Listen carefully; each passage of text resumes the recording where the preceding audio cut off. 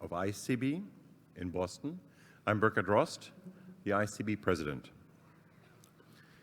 ISCB aspires at advancing the understanding of living systems through computation, and it's very much a society that's still being built by you.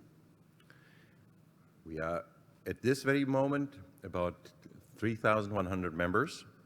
Of those, about a third are students. We have 89 lifetime memberships, 379 multi-year memberships. We have 4 full-time staff, contractors, and part-time staff. You all may know Stephen from the meeting and Diane, Executive Director. We have 29 board of directors, on the board of directors, and an EC with the president-elect is Alfonso Valencia, the treasurer Reinhard Schneider, and the secretary Scott Markle, and 4 vice presidents. We will have the open business meeting in room 313. You're all invited to participate, to learn more about the society, and for instance, to learn who the newly elected directors will be. We currently have, we had last year 30 fellows. They represent the excellence in this field in computational biology. Scanning through these faces, many of you will most likely recognize many of those. And several of these fellows are at the meeting here.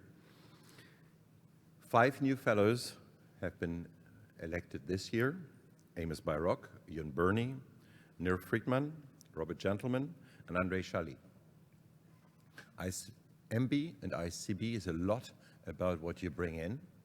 One new initiative that we have are the COSIs. COSIs are the idea that we try our best to integrate a variety of different activities into the framework of ISCB and ISMB. There is the COSI meeting today at 10:30 in room 312. Please join us. ISCB organizes several meetings, the ISMB you know, and let me take this opportunity to announce the next ISMB meetings. The next one, the ISMB ECCB, next year will be in Dublin. This will be followed by a meeting in Orlando in 2016, followed by an ISMB ECCB in Prague in 2017, and by an ISMB in Chicago in 2018. And that's the furthest we have ever planned ahead. There is it's going to be an ISCB Africa in Dar es Salaam, March next year, an ISCB Latin America this year in Belo Horizonte in Brazil, an ISCB Asia this year in Tokyo, Japan. There are regional meetings, the Rocky, the GL Bio, and focus meetings, Seychelles, NGS, and now there will be an ISCB Barcelona. We are associated and affiliated with a variety of meetings. ECCB, PSB, RECOM are just some of those. Please, if you're an ISCB member, during the meeting you can vote. Please vote for the candidates. And with this, let's turn back to ISMB. This year's chairs, Bonnie Berger and Janet Kelso, have done an outstanding job, and I want to thank them for the first time just right now here. Thank you, Bonnie and Janet.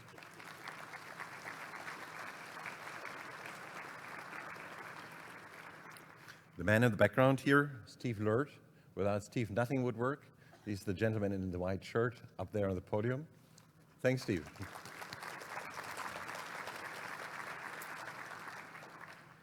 ISMB is carried, so those are in some way the spearheads, is carried by many, many others. There's the team, some of the team from Edmonton, Pat here on the left side, followed by others you see when you register. But then there are 10 different track chairs.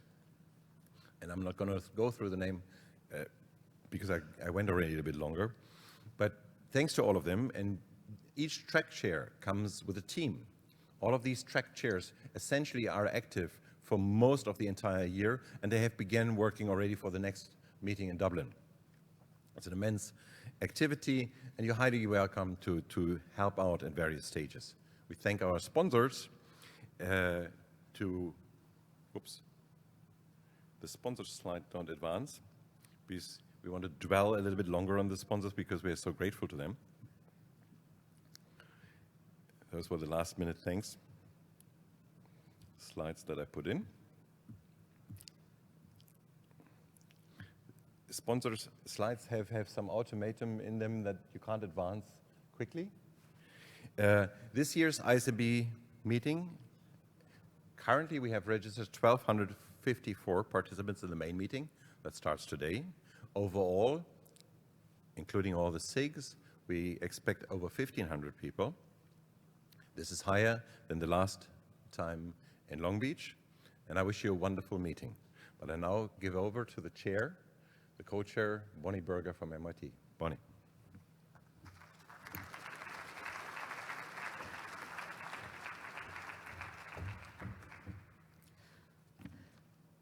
So, good morning. I'm Bonnie Berger. Janet Kelso and I welcome you to ISMB 2014. It is so great to come here and see old friends, colleagues, see what kind of new directions are happening in the field, and also see the young people and how they're leading these new directions. It's the one place that I can do this and really see everyone across all the disciplines. As Burkhard said, we have plenty of people at the meeting now. 1,300 people are now registered, and there will be 1,600 we expect, including the SIGs. And I just wanted to thank you for making it here. We're fortunate to have some fantastic keynotes. Today we'll hear from Michal Linial first thing, and then after lunch we'll hear from Jean Myers, our Senior Scientist Award winner. And then tomorrow, we'll hear from Zach Kohani first thing on personalized medicine, and Donna Pear, our Overton Prize Award recipient, at the end of the day. And first thing Tuesday morning, we'll hear from Bob Langer, who's a National Science Award recipient for the US. And at the end of the day, we'll hear from Russ Altman, our Fellows Keynote. Also on this screen, you can see that we'll have a proceedings track, which is interspersed throughout the conference. So I expect it to be a great meeting. In fact, we had a lot of really great papers submitted. There were 171 in all submitted, and of those, we chose 37 to be presented at the meeting.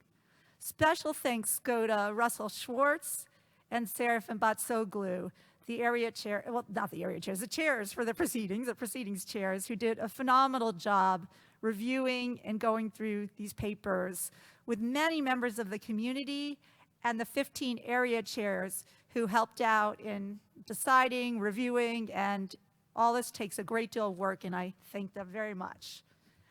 Also at this meeting, we have a highlights track started by Burkhard Rost, our president, who you just heard from, and it's a fabulous addition to the meeting, and many other meetings have now copied this idea. In fact, this year we have 48 such seminal papers that are recently published in the last year and of high computational and biological significance. And for this, I want to thank the 24 area chairs who helped choose these papers. We also have many special panels that you can see on the screen here, and they'll be interspersed throughout the conference. Plus, we have a special session on the Nobel laureates. We'll have presentations on late-breaking news, which always attract a lot of people. We'll have technology demonstrations.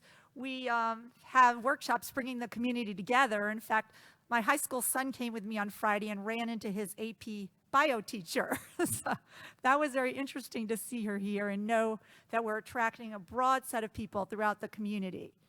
We'll have, and also many more symposiums. Burkhard already announced this. There'll be an informational session just after lunch for the cozy. There'll be 500 posters on display, which I hope you take the opportunity to see because it tells you what new directions are coming along in the field, and it really gives you a chance to speak to the authors. And the odd-numbered posters will be tonight from 5 to 7, and the even-numbered ones will be tomorrow from 5:45 to 7:30. And those will be just before our reception at the MIT Museum. I think there's still space available, but it's limited. And I think it'll be a phenomenal event. The MIT Museum is really interesting, and it's a beautiful venue. Now, we give out various awards at this meeting. I learned the hard way that some of them, including the fellows, are given out at the ISCB business meeting tomorrow from 12:35 to 2:10, including the student business meeting, which is then. And then we have an ISCB awards closing ceremony at the end of the meeting, the very end. And all other awards are given out then at 5:40 to 6 p.m. on Tuesday. So I want to most say that we owe special thanks to the Herculean efforts of the steering committee, Burkhard Rost, Paul Horton, Reinhard Schneider, Diane Kovatz, our director, who will be giving out the awards at the end of the meeting, and especially Stephen Laird, as Burkhard said, who without him, this meeting would not be here. So I'm looking forward to hearing lots of new problems to work on at the meeting through all these different talks and to having a great meeting with you. Thank you.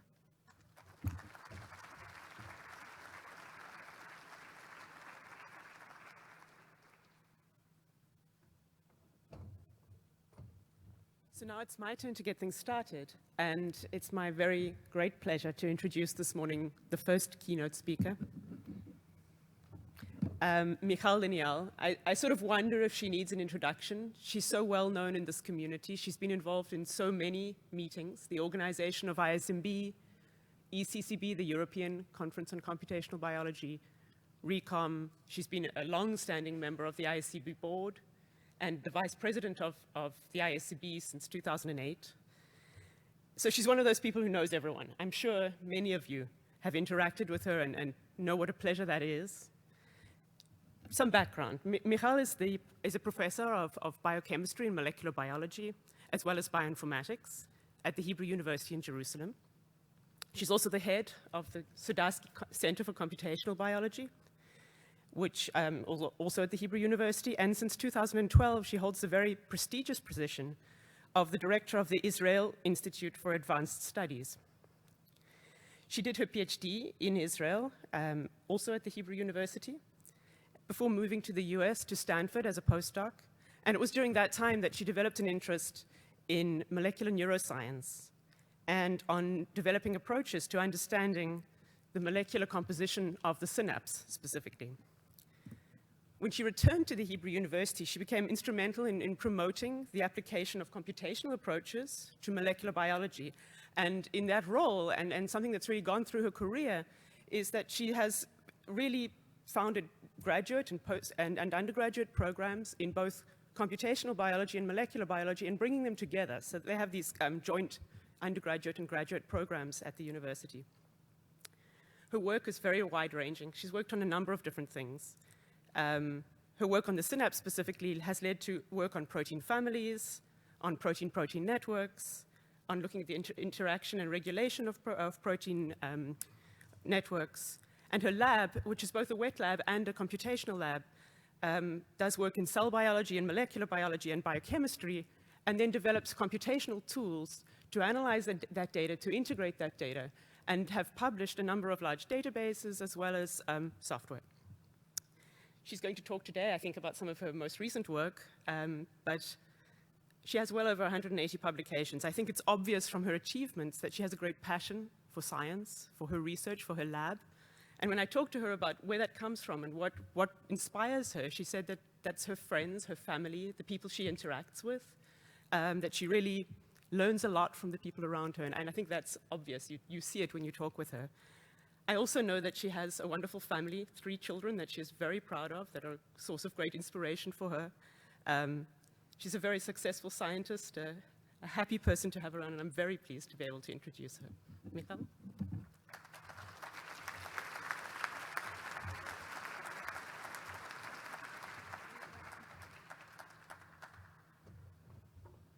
Good morning, everybody. From now on, it's only can go downhill. I mean, okay, thank you really for these touching words. And I want really to start this tour. Actually, I was so many times on this side of the podium, like Janet was here. So changing this role is a bit confusing, but I'm really honored and happy. So let's start our tour. And I'll start by trying to take you through this big scheme. Where are we going, actually?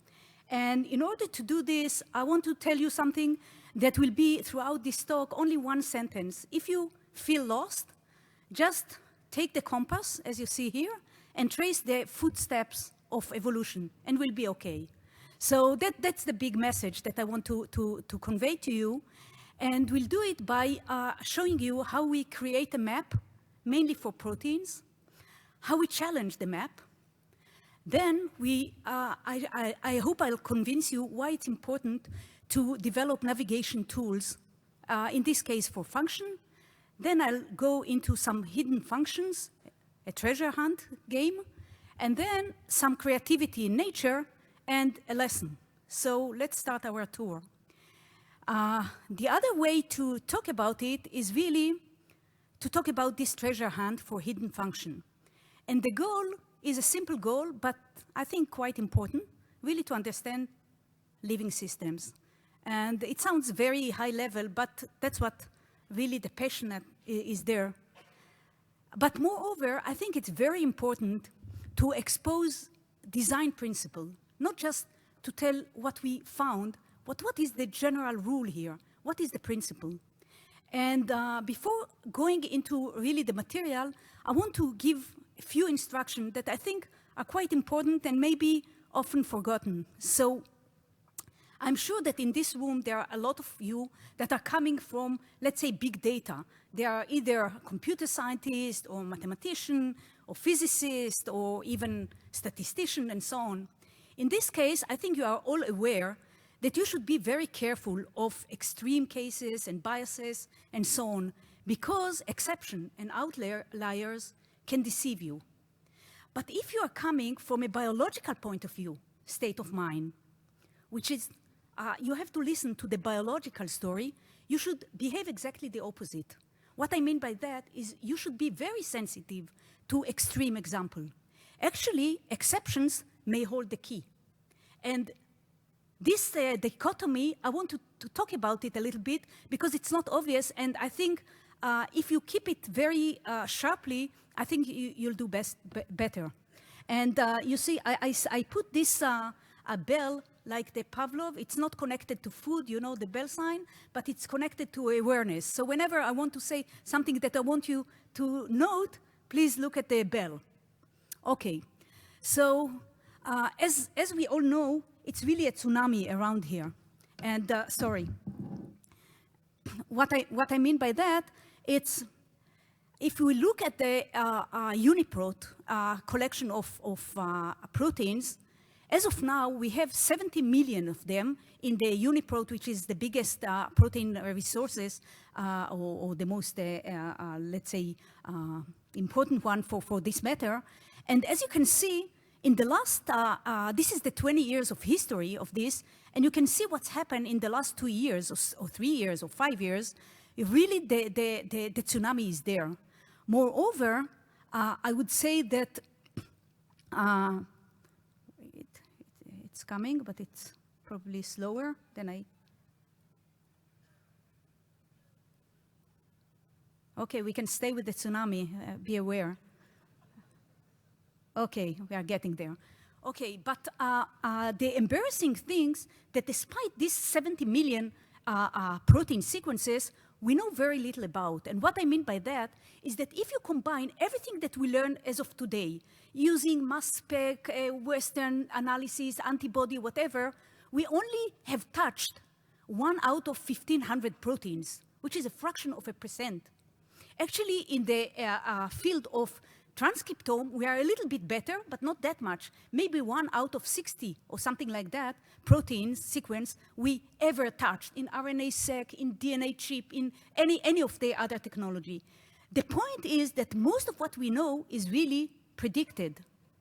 So this puts a huge challenge for the community. And so what is something that is often forgotten or put on purpose under the carpet is the following. We already know, we know that, let's say we have one gene. Already in the level of the transcript, I think we have maybe 2, maybe 5, depends on how you want to count it. But this is really what we are talking about. However, within the cell, we have a completely different situation in which the dynamic of the cells take each protein and makes something like 20, maybe 100 variant, real variant, that are working variant in the cell. That means that from the gene to the real variant in the cell, we have a factor of maybe 100. This is something that we don't talk about.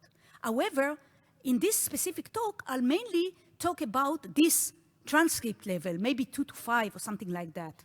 Okay, so what about protein function? There the situation is even worse because we don't know even how to define it because it's a context-dependent story.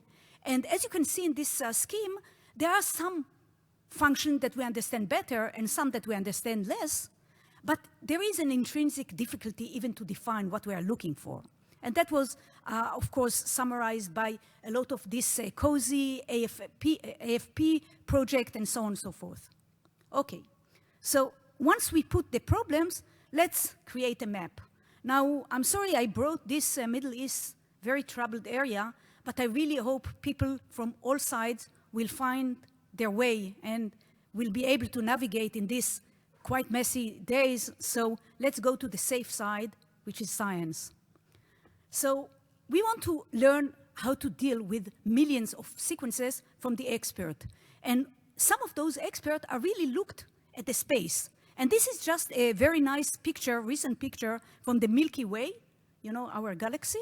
And you see millions of stars, millions of colored stars, but we understand nothing, right?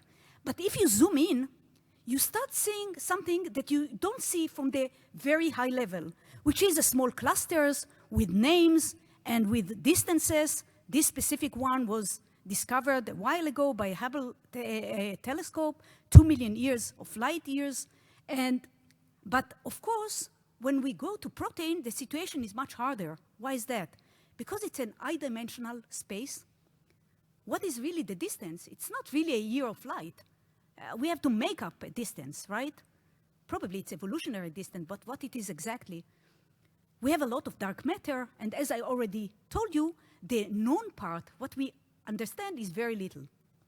So the goal is really to chart this protein space, and the only guideline that I want to share with you is that we want to use all sequences, never mind if we know not something about them or not, and we want to be unbiased, namely to do it automatically.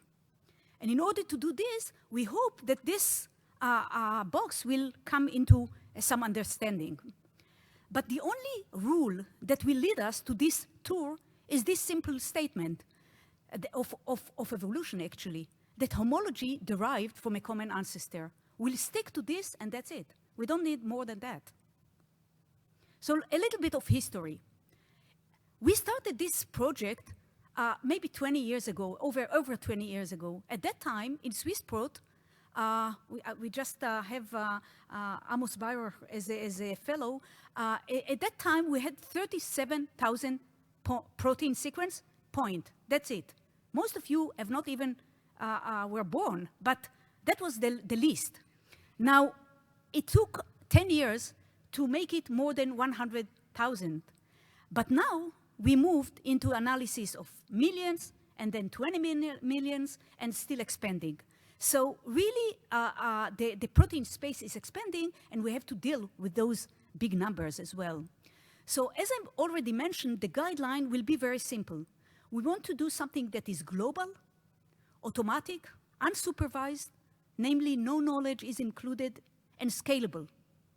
And the idea is really to take a distance or a semi-distance, which we all know that it's not a good distance, which is a blast e-value, and to use a very insignificant e-value in our analysis. When I say insignificant, I mean e-value of plus 100, which is really a ridiculous number. But still, I hope I'll convince you that it's worthwhile.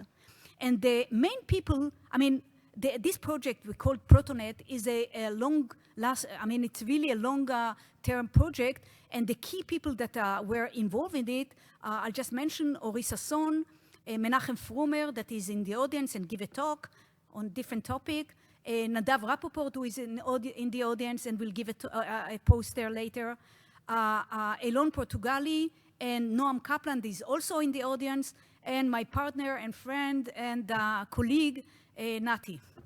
Okay, so let's go on. The idea is really to do an agglomerative clustering, and once we do it, we would like to seek appropriate rules according to which we can merge two clusters. And we want to do it by checking the robustness and how stable is this map altogether. So we start bottom-up a procedure, and the only thing that I'll put a little bit of emphasis is about those two elements, which is how we seek rules and how we test robustness. That's all. So let's start with a very naive view. And the issue that I want to share with you is the more, the merrier. Don't be afraid of amounts. At the contrary. I want to show you that if we have a case like an A-B or something that look like a cluster, we are not sure because there are some small here distances that are a little bit fuzzy, just plug in another 2 million proteins and you'll get the consistency within this map. And this consistency is really what led to an improved signal per noise. That's all. So it's a very simple notion. But once you understand this, this is the key. So now you can say in a very simple illustration that what we did is boosting the sample size. And now we can say, oh, this lives together for real. And that's all. So the more is better, and signal per noise is very important to improve. Okay? So now that we understand that we want to put a lot of material there, a lot of sequences, what will be the merging rules? So from a mathematical point of view, there are many rules. You can build up as many rules as you want. However, we have to check and to see what makes sense. I put this slide mainly because it was presented 12 years ago in ISMB in Canada. I couldn't resist it. And the idea is the following. Let's take all this, in this case, it was 100,000 proteins. This is here, how many protein involved. And in this slide, you'll see how many clusters are building. So cluster will be defined anything above 2 and above. Okay, so non-singleton. And what you see is you start from here, and we only think that we wanted to ask, does it really matter if we use different technology to merge two clusters? Maybe it doesn't matter at all. And we did this, and we see that there is big differences in the development of this tree. Depends on what algorithm you choose to merge those two clusters. And that's an important message because it means that even doing clustering, you have to refine it and to see what makes more sense into biology. Okay, so how can we say it? Okay, so we end up with many different maps. Who is better than who? So the idea is to go to another expert. This time is not the astronomer. This time is the biologist and the computational biologist. In this case, an expert like Kath and Interpro and PFAM and so on. And we just ask ourselves how well this expert fits our clustering. And we do this, we ask ourselves, and we do it in a very naive way. We build up a score. We called it corresponding score or Jacquard score that really take into account the specificity and sensitivity, and you pay for both. So just for intuition, if you have two clusters that are perfectly identical, you say it's a score of 1. If they are completely not overlapping, it's 0, and anything in between. Okay, so now we don't have to go into one expert. We have many of them. Many of the people that are developing those perfect, really excellent tools and the resources are in the audience. Interpro, PFAM, the enzyme, SCOPE, CATH, and so on and so forth, Go annotation and so on. We built a tree, and we immediately noted that a lot of evolutionary signal is captured there. And most importantly, we have a really granularity of subfamily and family and superfamily and above, so we have all the level of evolutionary traces. Okay, so the bad wolf is still hiding. And who is this? This is the false transitivity. And let's look at this very simple example. This is a protein which has a very nice distance, as we call distance, to this one. And this guy has a very nice distance to this guy. So A is similar, homologous to B, and B is homologous to C, but we can never say that A is homologous to C, right? So in terms of more formal, in a formal way, it's a non-matrix space. So we cannot really use it as a matrix space. So we have to be careful. So I'll give you an intuition how we can kind of overcome this. I mean, we cannot really overcome this, but how we make some progress into it. So let's say in this very naive illustration that you have this example that I showed you before. And if you just take the best number, like a single linkage or any other simple algorithm, you will connect those and you'll say this is a good cluster. But if you do an average clustering, which means that you average all connection here, which is really bad number, and you connect all the distances here, which is better, then you do this and you say this is the best cluster. And that's what we did. Okay, so we used an average clustering instead of a simple direct clustering. And let's see if it's worthwhile. So what you see here is a case in which everything above this is the score that I described. This is the score. And this is the single linkage analysis. And this is our method. And if they were identical, it would be on the triangle. But if it's above, it means that in terms of the Jacquard score that I described, it's better performing. And indeed, we did this test for 10,000 interpro family, and we found an improved score for all over 10,000 average score for this versus, let's say, the naive one. And you can see the two colors means big cluster and small cluster. It doesn't matter. So you do it for all clusters, you perform better. So, okay, so average is good for you, but which average? And again, we repeated the same experiment, and you can see that in this case, it's this type of averaging is better than the other one. So just to show you this analysis, we made sure that whatever parameter in this very naive, I would say, clustering method, we have a better capturing of evolutionary story. But the problem is that it's very big. So what can we do? So for that, we have a very talented student, Yaniv Levinstein, in the lab that designed a very interesting, efficient, exact clustering algorithm for most or almost all sparse data. And I won't go into the details, but this is used now by many, many different other contexts. And this is an important message because producing tools, not only tools, but the good tools, like a Swiss knife, it's important to do. And this method is used by many of you in the room. So just to summarize this part, we compare all our analysis, and we can see this Jacquard score, and we can see that we outperform even ourselves, which is good always. And this is true for families, but also for domains. So we are pretty happy with this endpoint. And okay. So now we want to know if we learned something new. Okay, so we finished this doing this map.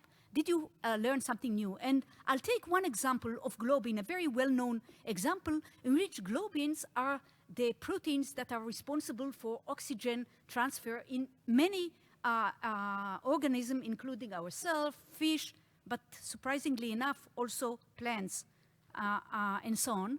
They are very low, they have a very low sequence similarity, and it is known from evolutionary description that there was a very important duplication about 500 million years ago. And indeed, looking at our protonet tree, we could identify this very important division between the alpha globin and the beta globin, and then the other duplication that was much later, only 200 million years ago. More importantly, all 3D structure of globin were all associated with this subtree, even that 80% of all the protein have no connection between each other. Okay? They are worse than 100, E blast. And this is another visualization tool that you can see the alpha, beta, and epsilon that we discussed before. Can we make it even more challenging? So this is a very tough case of urease Urease are very complex protein enzymes that have diverged dramatically over evolution, and you can see that we were able automatically to define 17 families. 2 or 3 of them are completely hypothetical.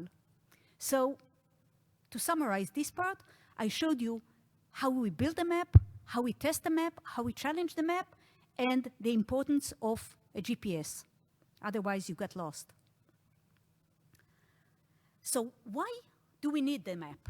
We have so many good experts, as we already discussed, the Interpol, PFAM, GO, and so on. We need the map not only to define family and superfamily, but really to look for hidden connection.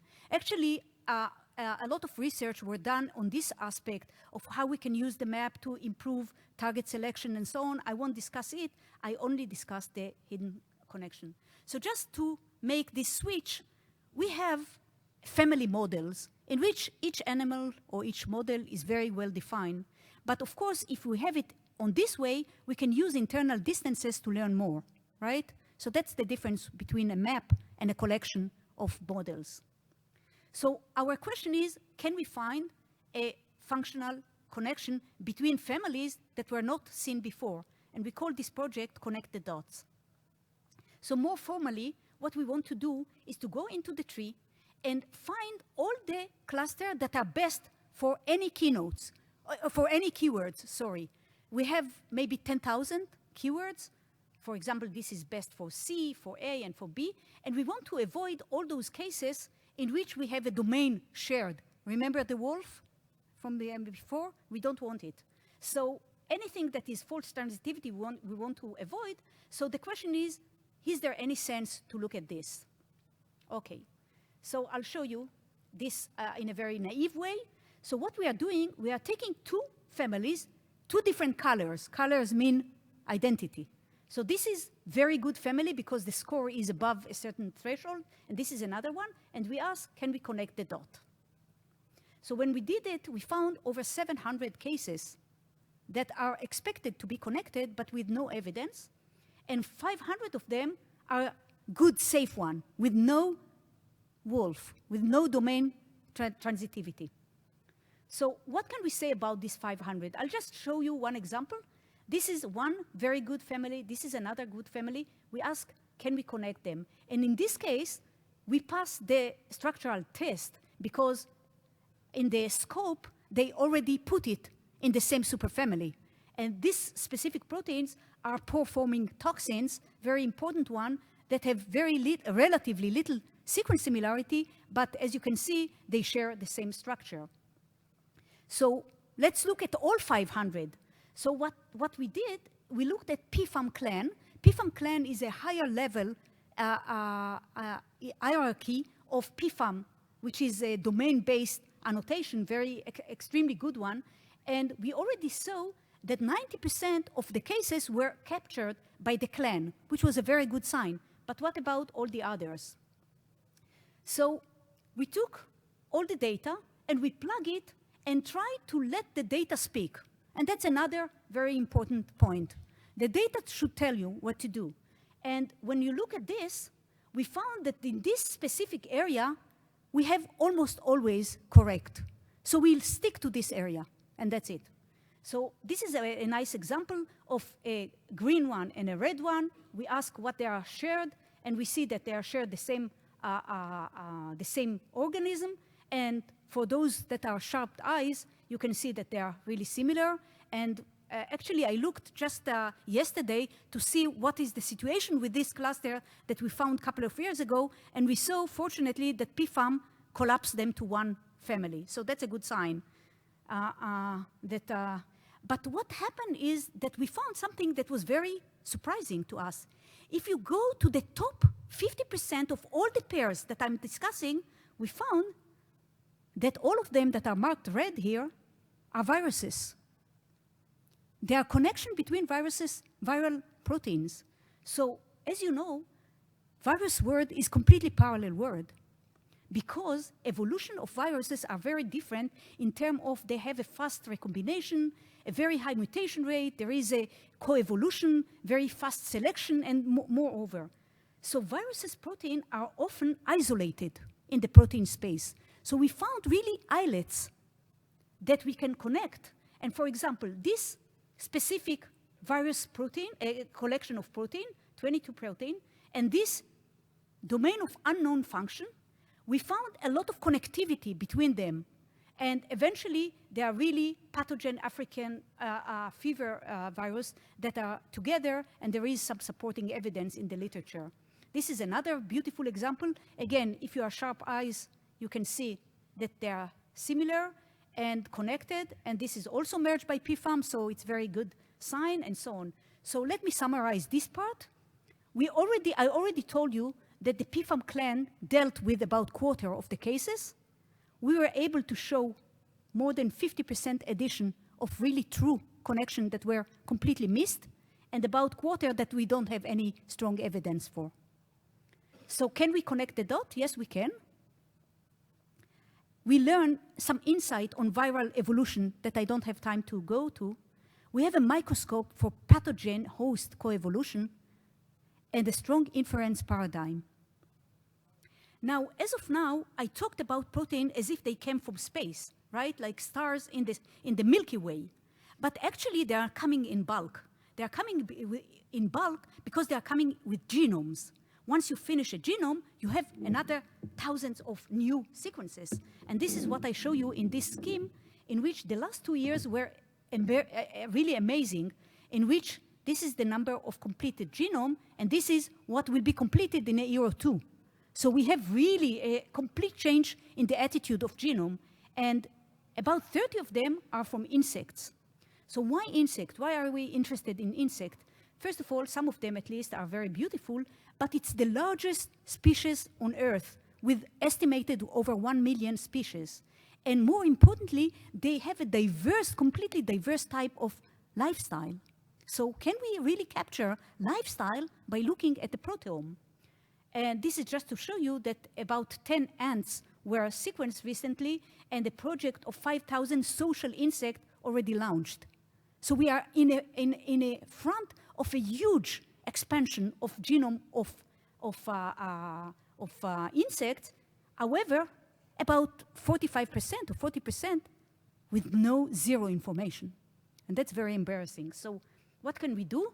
We took 300 protein from 18 representative of insects. We cluster them the same way that I told you before into 20,000 family, and we have one taxonomy tree. So now we can use everything here, and we can build a vector of each species, which family it was in, which family it was out. So you get the basis for gain and loss of families altogether. So this is just part of this more formal way to say it, and you are encouraged to come to Nadav's poster, CO4, that will discuss this, what we call protobug, an automatic view of the insects family. So just to summarize this, can we learn about adaptation of unique lifestyle? The answer is yes. We found in this project hundreds of families that were gained and lost, hundreds of families that were expanded or contracted, and tens of statistically significant families in specific species that really tells us why those were evolved. Beautifully, automatically done, and of course, as always, we keep doing the tools. So to summarize this part of the talk, the more is the merrier. Let the data speak. Scalability is important. Connected map is a key for discovery, and navigation tools are important. Okay, so now, the most important ring is that fascinating biology is always in front of you. You should remember this and not be just stuck with data analysis without understanding the context. So as I told you, what we discussed today is inferring function. And sometimes we have a bunch of proteins of family that we don't really understand. Many of them are wrong. A lot of our research in the lab were on those too, but I don't talk about this today. Today, I'll go to a different group with no similarity. Remember that all the tricks that I told you were based on similarity, some homology. But what happened that you don't have it? So where do you don't have it? So again, the take-home message from the beginning, listen very carefully to the story and look at exception, because they lead you to some very interesting finding. So let's go there. We have this hypothesis, biologically driven hypothesis. Maybe short peptides are really unexplored regulatory mode in the world. And the analogy comes from our research that I don't speak today about on microRNA, but you can come later and ask me about it. Remember that about 10 years ago, 15 years ago, we didn't know much about microRNA. But once we touch them, we see that they regulate slightly, gently, maybe 50% of our genome. And it's not always. It's in human and primate and not others. So we learn a lot about a new regulatory method. And I want to challenge and to say, what about short peptides? Maybe they are the same. Okay, so let's look. What are those? And there is this a little bit surprising finding in which there is an inverse relation between the length of the protein and how much we understand it. So the shorter the protein, we understand less. So it's really an unexplored niche. However, many animal toxins are indeed short. I can show you this, that if you just look what is the enrichment, the p-value, of toxin, neurotoxin, ion channel inhibitors from the toxins that are short, you see a very, very enriched there. So let's talk about the ion channel inhibitors. First of all, they are in a very beautiful creature. This is, by the way, the most poisonous creature on Earth, this jellyfish, so be aware.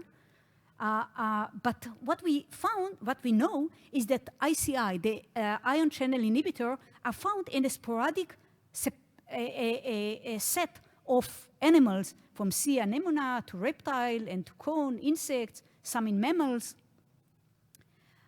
When we look at the 3D perspective, we found something very embarrassing that contract much of you're supposed to know about structure. Why is that?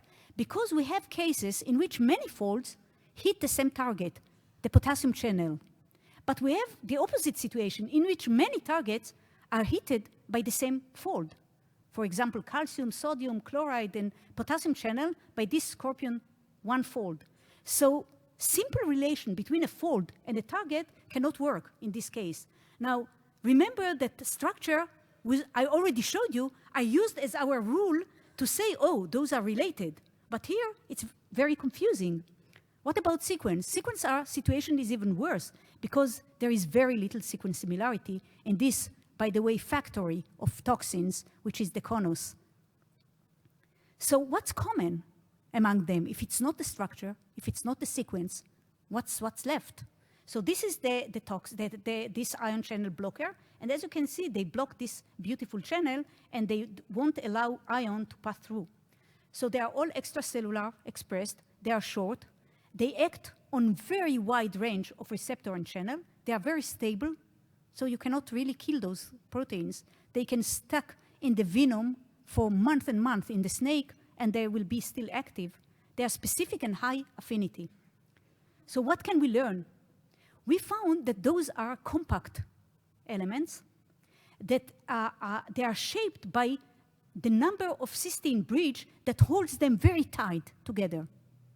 So that was the basis for a feature-based prediction initiated by Noam Kaplan, who is in the audience, really a brilliant student of mine, past student. And this is really important because Noam was thinking about this idea. We thought together, do we have toxin-like proteins that with no venom? Does it make sense? So let me be wild with you. Just thought. First of all, short proteins are maybe easy to create. No big deal. Evolutionary. And maybe channels and receptors that are so important to our brain function, to anything, needs another layer of reversibility, transient regulation that is missing on the protein level. Maybe they are not that much constrained on the 3D structure, as I showed you. Why? Because the function is really a stopper of a bottle. So you can have many bottles, but you can have many different stoppers. The only thing is to put a cork there. And there are already some very good templates. I won't discuss it, but there are beautiful templates of protease inhibitor and lipases that are beautiful to adopt. But the best proof is coming from this picture. This is Gula, the goddess of healness, in which the bodyguard is a scorpion, is a man scorpion. And this is from the 12th century BC. So somebody was thinking about it already a while ago. So we design hundreds of relevant features. Some of them are very trivial, and some of them are more complicated. And I must say that all the key to this project is to design features that capture your intuition. Without this, you can't do. So we put it in a feature space, and supervised learning, and machine learning, and classifier, many classifier, and then we just ask on each question, on each sequence, are you probably toxin-like or not? And we put a score for the confidence. When we do this, this is just to show the AUC and all the formalities, but what you can see is that if you put all the short proteins from Swiss prot, you get a very large negative set. I mean, they are not toxin, we knew it before, but you have a very nice tail here, and those we call them TOLIP, toxin-like proteins. So, as always, we build up a tool, a good tool, which is called ClanTox for classifier of animal toxin, and this is a classifier machine. But the question is where to go from here? Where do we search for toxins, right? So we build up this platform that starts from genome. Remember, those genomes are coming now in bulk. We go to the protein, we found the short protein, we train the ClanTox, as I showed you, we take the candidate TOLIPs at the top and go to the lab and find the function. So this is the scheme of discovery platform. And when we did this, we found many interesting and unexpected findings. In this case, it's this blocker for calcium channel that we found in the bee, in the honeybee. But then once it was found, we found in many, many other insects, many of them are not poisonous at all. When we went to the amphibia, we found a huge expansion of TOLIPs of a size of about 80, amazing expansion. When we go to the Daphnia, to the another very recently characterized genome with 3,500 proteins that are short, we found 6 top score prediction. They are all dealing with toxicity and oxidative stress. So a trick to protect the Daphnia is in a pool, in a very dry pool, in a very extreme toxic condition, and they have a trick to unload all this toxin by expanding these TOLIPs. So many Daphnia paralog are actually a recent invention, and this can be read in one of our paper. So how back can we go in evolution? So we went back to the radial symmetry before all the organisms that I talked about, which go back to this cnidaria and those jellyfish. And this is a work of Tirosh, Yitzhak Tirosh, Manor Ashkenazi, and this guy that I know very well, Itai. And of course, what we looked is on this specific one, and we found something that was unexpected completely, a factory of TOLIP created by this Hydra and Nematostella. Tens of new sequences that related to many of antibacterial, Wnt antagonists, growth factor, protease inhibitors, and everything that we know as a more evolved domain in our, and this is just an example to see that this guy, the Hydra, is very similar to a spider one, and I think it can be seen quite easily. So we found another playground of evolution very early. But let's be more courageous and let's go to the human brain. Can we find TOLIPs or peptide or new function in the brain? Our brain, let's say. And again, I'm coming back to my instruction, I would say. Be sensitive to extreme example. So let's see what's extreme here. In 2002, there was one sporadic a paper, a very nice one, in Neuron, saying we found an endogenous prototoxin that they called Lynx-1. About 5 years ago, there was another one sporadically found in insect. So we said, okay, this maybe is one of our TOLIP. Maybe yes, maybe not. Let's look at it.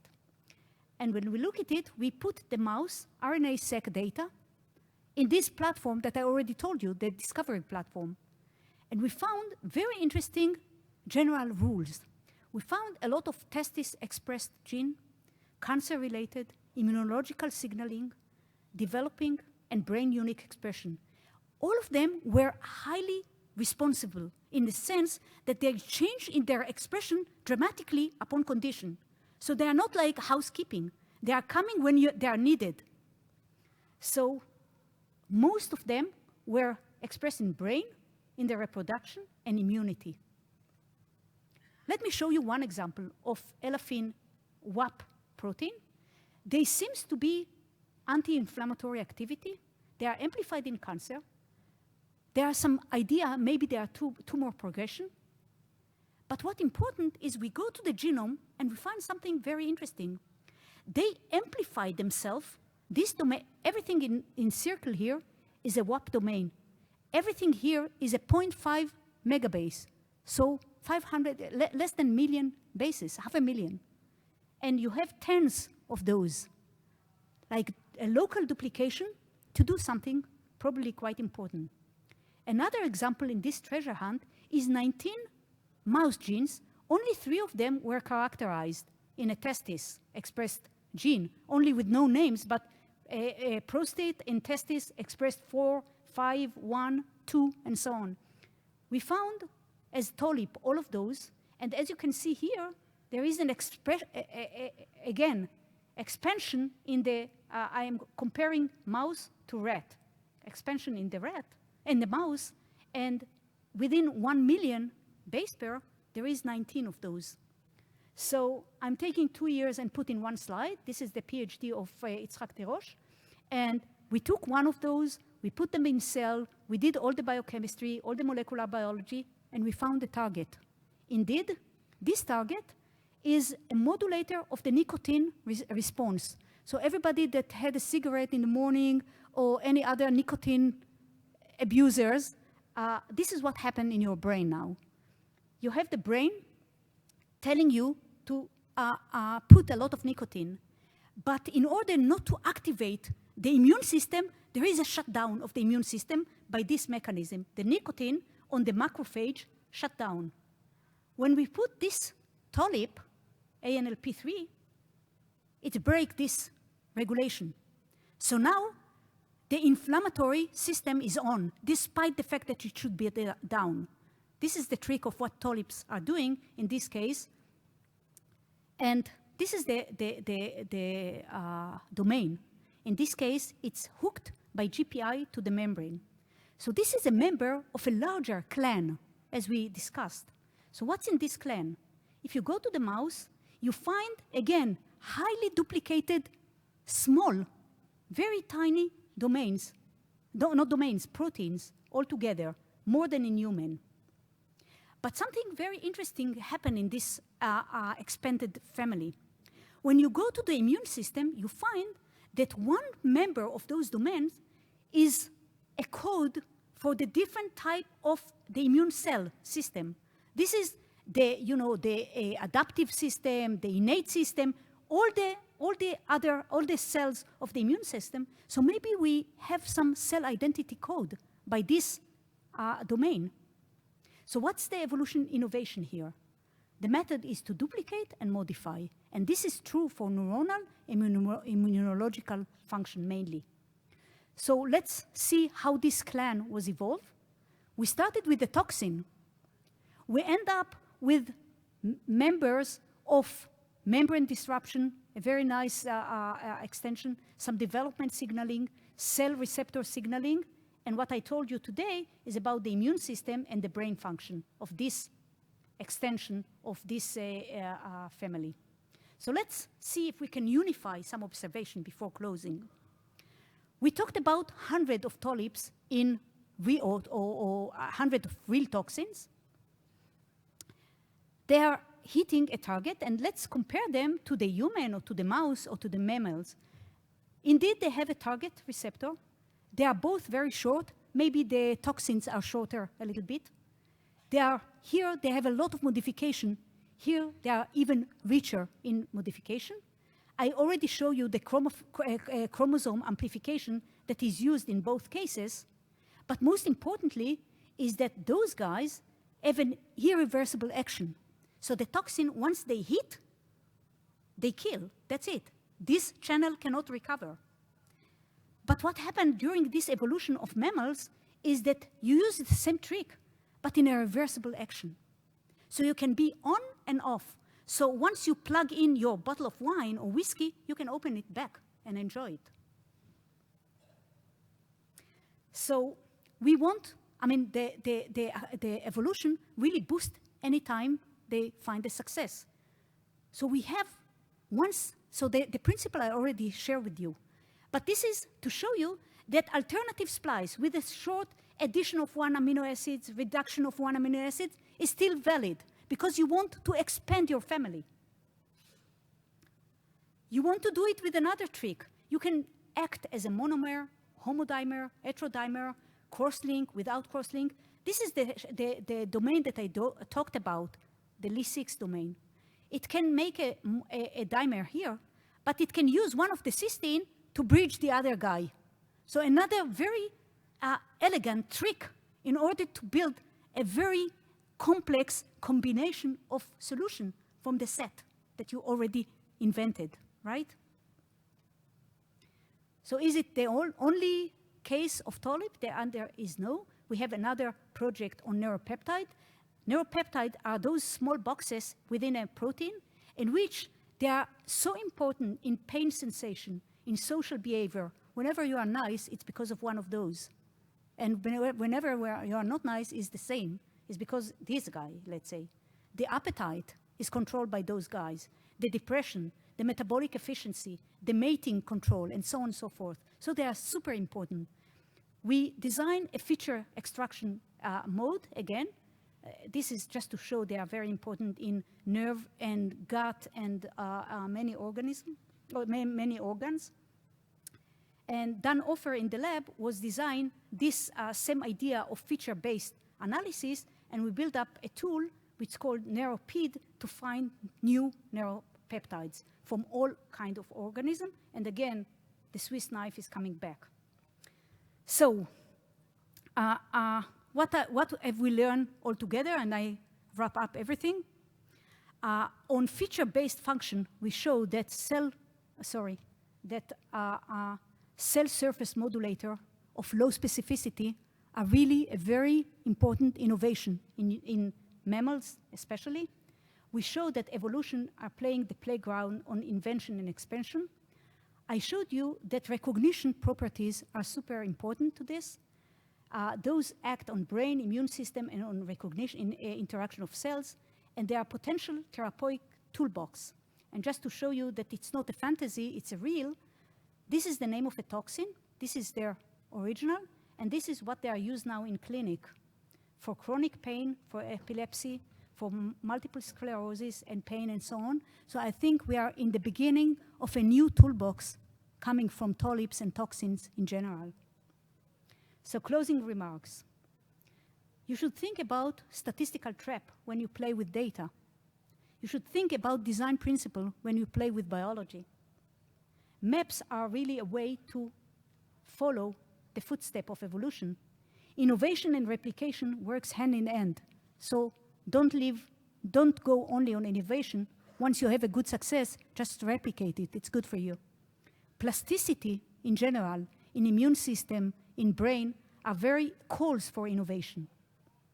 And unification of function is a common phenomenon, much more than we tend to accept. The other lesson is really, as I showed you throughout, develop methodology, tools, and resources. Share your idea and data, and be very wild on thinking. And keep cycling between data to biology and back. And enjoy your science, of course. A word about the people. You cannot do it without the good people around you. So even as clever as you can be, do it with people. And this is just a picture that I took from 2007.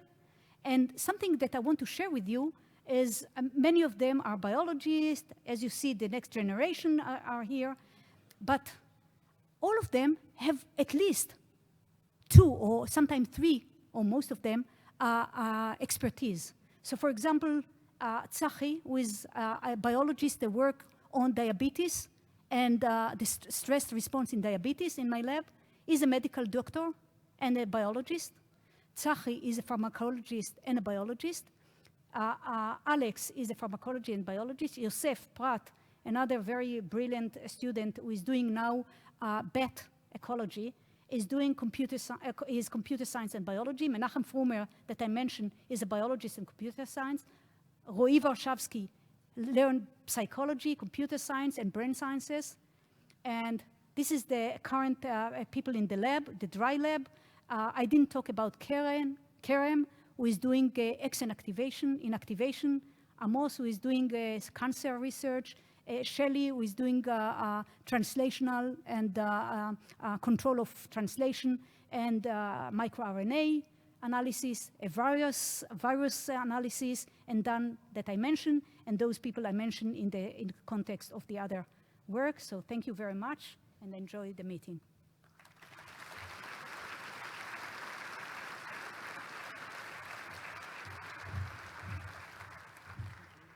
Thank you very much, Michal. That was wonderful. We have some time for questions. There are microphones in the middle of the rows. Please move to those. A first question, if I may.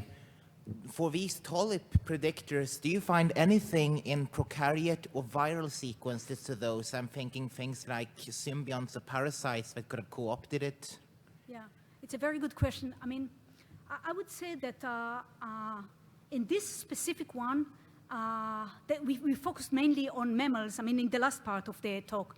But because we wanted a negative training set, we looked very deeply into plants. We say plants, who cares? I mean, plants they don't have brain, they don't have immune system, and we were shocked.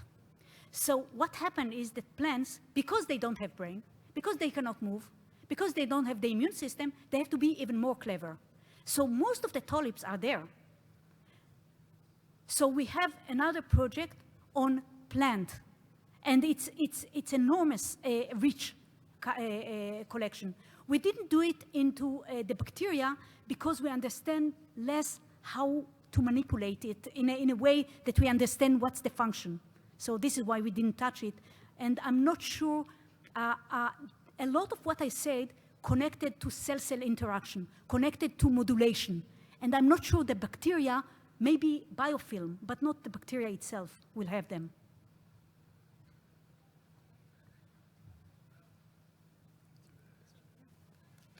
Very interesting talk. My question about the machine learning part about toxin prediction. You mentioned quite a few features: amino acid composition, amino acid pair, and entropy, and something else. Which of those features do you think is most relevant to the toxin? Okay, so you ask about the feature, if I understand you? Yeah. So this is another very interesting finding because we didn't know exactly what feature will tell us what. So we used the trivial one that you mentioned, you know, the dipeptide, the distribution, the frequency of a lot of things, including, you know, hydrophobicity, all the trivial one. But in the end, what really was the key in terms of toxin was not only the presence of cysteine, but the distribution of cysteine. If you have a bunch of cysteine that are not distributed nicely over the sequence, it's not worth it. So in the end, it was some feature that we made up to show how cysteine versus, by the way, all other amino acids are distributed along the sequence. And that was the most powerful feature, but we cannot do it with one feature. So we had to do it with many features. By the way, a feature like having a signal peptide in the beginning for extracellular was not included because it's a knowledge-based. We didn't want to add it. So it's only what can extract directly from the sequence per se, in order to be more general.